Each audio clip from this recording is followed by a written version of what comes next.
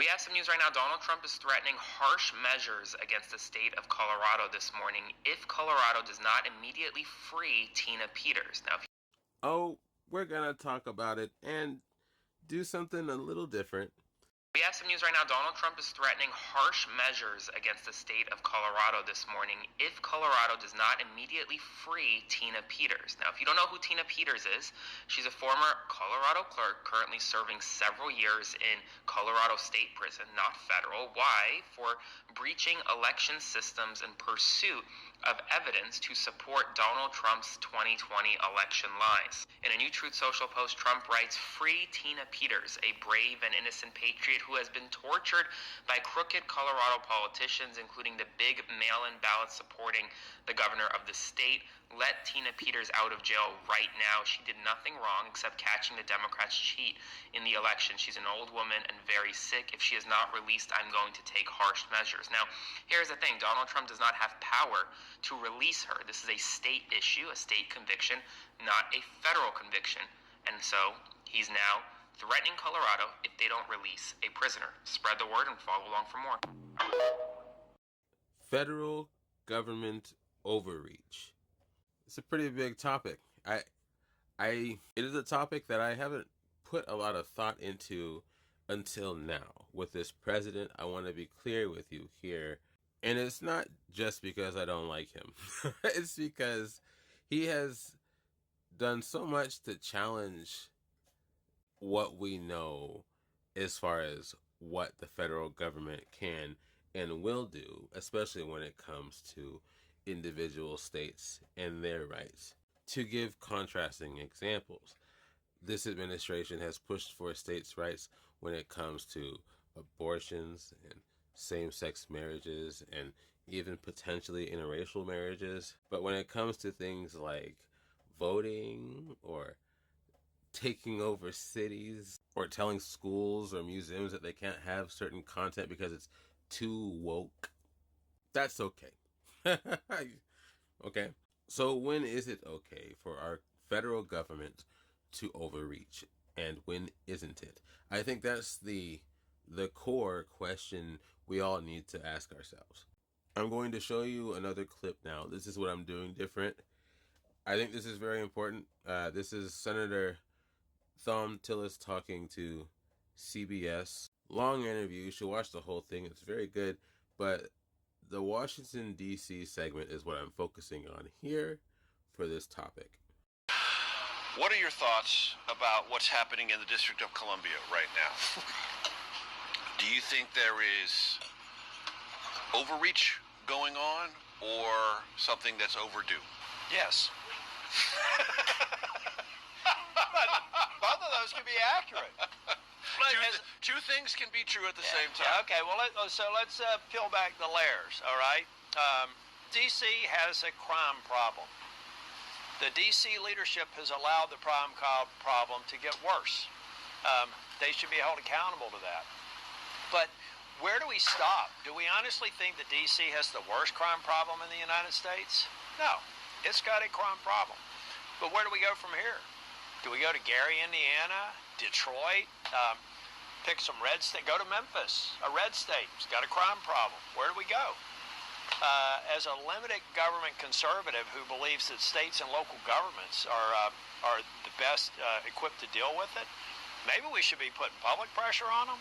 But I don't know if we should be deploying people who want to serve in the National Guard and, if necessary, answer to the call to defend this country, to go in and deal with policy failures of the D.C. City Council. And I imagine that would extend to the states that are sending their National Guard into the District of Columbia. That seems to me performative and something desired entirely or aimed entirely at pleasing President Trump. 100%.